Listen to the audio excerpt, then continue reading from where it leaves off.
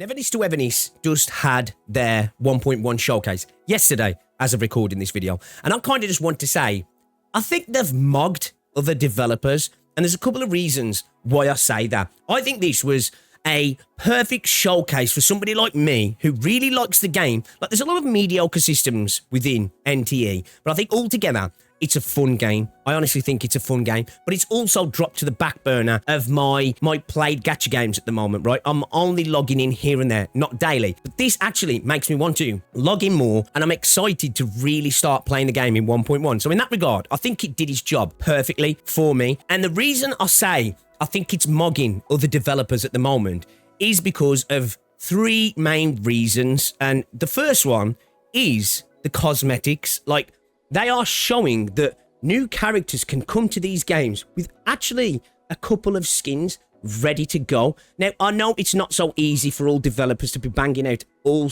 skins all the time, right? No, it's not like it's Art Nights where it's a lot easier to make skins for a game like that. Or think of you know, your visually cheaper games, if you will, because they're not as graphically refined, shall we say. But they are really showing other developers up in that regard. We've got two new characters coming. I think Lacrimos has got 3 skins. Chaos has got 2 skins. And can I just say, Chaos looks much better now. They've made some character improvements, and his gameplay actually looks kind of fire. His combat looks really good, in my opinion. I'm actually thinking I might actually try and pull for him, to be fair. I must admit, I'm disappointed with Lacrimos, because I think Lacrimos' design's fine, and I think she's actually kind of a cool character in a combat, like the way she can, like, steal the identity of enemies and use some of the skills and stuff. I think that's actually a cool little idea within the game. But for me, she's just, they've lent too hard into the sleepy vampire trope. It's just a bit too much. She did have one moment in 1.0 that made me laugh, you know, when she flips off the wolf dude, dog dude. That actually got an audible laugh out loud moment for me. But I really think, in regard to the cosmetic side of things, they're showing up the other guys in this space. They're showing up Huyo, they're showing up Kuro, and they're showing up Hypergriff as well. Personally, they are killing it in that regard, and I'd like to see other developers step up, because let's face it, the people will spend hundreds of dollars on characters in these games. You know for a fact people are desperately waiting to get skins for the favorite characters to buy them. It's an infinite money glitch, which it feels like a lot of these companies just aren't taking advantage of as much as they should be. Obviously, they've got their priorities and all that sort of stuff, but I just think I'd love to see more skins from some of these other games, and it looks like these are the guys. If you want good skins for your characters, they're here to do it. I know it's a bit more of a priority for them because having 50-50 and all that sort of stuff, they probably want to try and double up their revenue, but I still think it's great to see.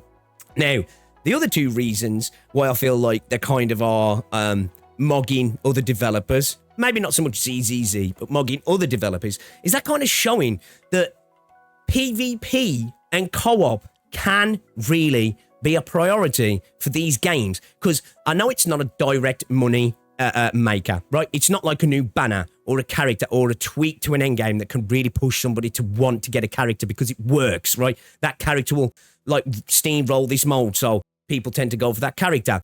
It's more of an indirect way to get people to spend because it's a retention mode, right? And these games need retention, right? There's a reason why they have logins, weeklies, dailies. They have all these things because they want you to get on every day and spend a little bit of time doing these things. And the more you do that, the more likely you are to spend on the game, right? Retention tends to turn people into spenders. And modes like this, for me, multiplayer, are great retention creators. And I love the fact that we're basically getting Mario Kart in the game. I think that's a huge W. I do hope to see better driving mechanics in the game going forward and physics, right? But I'm really happy that we're getting this basically Mario Kart mode in the game where there's like the typical stuff that you see in Mario Kart. There's pickups and weapons on the vehicles and all this sort of stuff, from just pistols to miniguns to, I think, rocket launchers. Think of your average Mario Kart ability, and it looks like they're probably going to throw them in there. And it just looks cool as well, right? Again, this is how you do PvP in these games. You make silly, fun little modes. It doesn't have to just be like straight up combat from the game, right? And they are doing combat, but it looks like they're just basically making Fight Club. Now, I don't know if you're going to always be using your MC or what, or it'll be cool to see if you can use other characters, but just take away their abilities. So it's just a straight up beat 'em up, basically. Maybe introduce combos into it, all that sort of stuff. Be cool to see what they do there. Be interesting to see if you can use other characters, if there'll be some advantage to using particular characters, even if there's no abilities and all that sort of stuff specific to those characters in terms of, like, you know, just like animations and stuff, like maybe characters doing certain things faster and, you know, because when it comes to those sort of things, people will find the most efficient meta and be like, oh, if you actually use this character, you can get more hits out quicker and you can dodge people better. Oh, I don't know. But it'd be interesting to see what happens there. But I really like that. And again, I think too many like when people hear gacha and PvP, people are like, no, they don't like to hear those in the same sentence. But I've been saying for ages, these developers can do this if they think outside the box. I just think it's not seen as a priority because it's not seen as a direct money maker, where investing in endgame that's more likely to push somebody towards spending probably is, right? But I think it's more important for Neverness to Everness to do it than something like Genshin, WoW, or Enfield. And let me explain. They are exploration open worlds, right? Where they're offering something a little bit different. NTE is a bit more of a traditional sandbox game, right, in terms of the world it's set in. It's a gacha sandbox, and that requires activities because you're never really going to get the Grand Theft Auto sandbox experience from this game because there's just certain things they're not going to be able to do, right? But what they can do is create bespoke activities within this world that allow you to have fun with, and already in 1.1, we're seeing this. And that's pretty quick, in my opinion, to start throwing out 2 modes that offer PvP in them, playing with other people. It's massive for a game like this because I said since launch, this game will either survive or thrive based on the activities that you get in the game, because if you've been a little bit different to them. And I must admit, I think out of all the games I've mentioned, it probably has the weakest combat. They've tried to do a bit of everything, but I think in terms of just quality of the combat, I think it's lower than the others, right? But that's not a bad thing. Not everything has to have the best combat. But I think they're smart in what they're doing here, right? They're like, right, well, let's play around with it then. Let's play around with these activities, right? Let's chuck a Mario Kart version of the game, right? Let's change what we're doing with the combat. Let's just have a beat 'em up, right?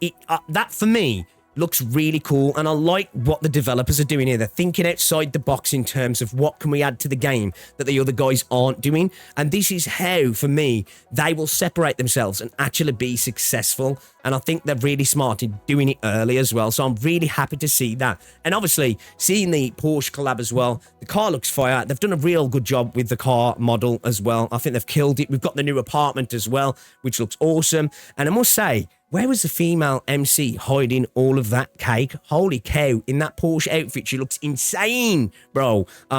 Again, the cosmetic side of the game, right? The Porsche collab, they're doing a lot of cool, fun things here, which I think other developers really need to start looking at.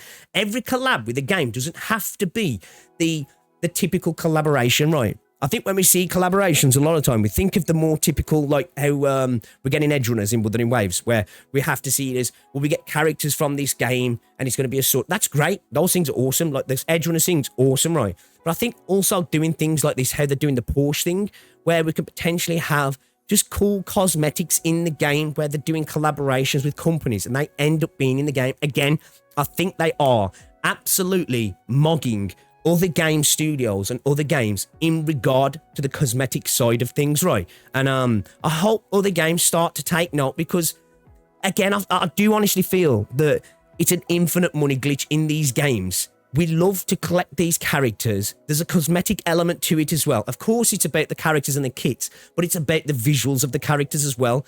And it's kind of baffling that more of these games don't try to sell us more cosmetics. It's kind of surprising to me, really. And again, I understand why it might be a bit more of a priority for Enfield, especially how the gacha setup as well. They definitely want to create more avenues of revenue, because maybe they might not make so much because of the way the gacha system's set up. I don't know. But I think it's a real good thing to see from the developers, and I would really like to see other developers take note as well. And the fact you can earn so much of the stuff in-game as well is truly quite surprising.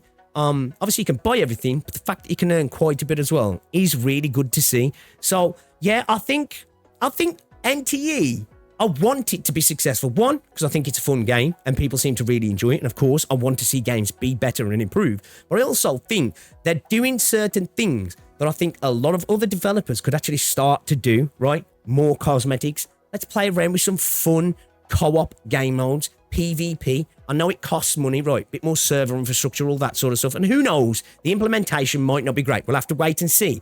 But I like the taking risks here. And these are risks for me that we should support because these expand the experiences we're getting. I want to see more of these games do quirky PvP and co-op. Zenless Zone Zero is a perfect example with like the Fall Guys stuff. That was amazing. We need these developers to start doing this more.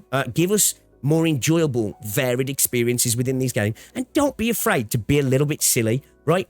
Just go balls to the wall. And I think this is what Hotta are doing here. And I have to praise them for it. I have to say, you know what? That's a W. Hopefully they implement it good. And hopefully 1.1 goes down well as well. Because I must admit, for a 1.1 patch, it's looking pretty decent as well. I haven't even spoke about the new environment, you know, the new island. The island looks awesome. It really does. They started the stream off with a banger little trailer. Really good visuals for the new area. Like the one area even looked a little bit like Wuthering Waves, which I think that's a positive thing to say because Wuthering Waves is a good looking game, right? It looked like it could have been straight. It would have fit straight into Wuthering Waves, you know, the purple looking area. But the whole new area, it all looks great to me. I'm loving it. The big statue with the waves separated, like, looks great. It really does. So, yeah, I'm actually excited for this as well. And that's coming from somebody who thinks the game's fun, but it's took a bit of a back burner for me. So I think they did a really good job in encouraging people back to the game. At least for me, anyway. That's how I feel about it. This is a patch for me. It's like, shit, I need to start playing NTE more for this patch, because this patch looks like it's going to be a bit of a banger. I did give it a 7.5 out of 10 when I reacted to it yesterday and watched it. And I stand by that. I think this is looking like a really good patch. Let's just see how they implement it. And hopefully those PvP and co-op modes go down really well and we get more different cooperative PvP stuff. Maybe we start to see some true, like, proper dungeons and raids coming to gacha games. Who knows? Maybe these are the guys that do it. I've been begging for that since day one of Wuthering Waves. Maybe it's Neverness to Everness who really show all the other developers how that sort of stuff can be implemented into these games. We'll have to wait and see. That is taking another step forward. But you know what? 1.1, they're making big moves and I'm really happy to see it. So yeah, for everybody who's enjoying NTE, I think you're going to be eating quite good in 1.1. Now, regards to the story, I don't really care. I don't think the story's great in this game, and I'm not really interested. I like the premise, but I just don't think it's landed yet. Maybe they'll change my mind in 1.1, but I'm not even playing Neverness to Everness for the story, and I was never going into it for that, so it doesn't affect me if the story ends up just being total garbage. I think I'll just still enjoy playing the game, and I'm taking it a lot more chill. But I'm excited for 1.1. So, yeah, shout out to Hotta. I think you killed it. Great showcase. And I'm looking forward to 1.1. Guys, I'd love to know what you think down below. What do you think about the cooperative and the PvP side of things they're bringing in, the racing, the fight club? Is this how we have fun player versus player content in our gacha games without it being ruled around how much you've spent, right? How much dupes you have of a character?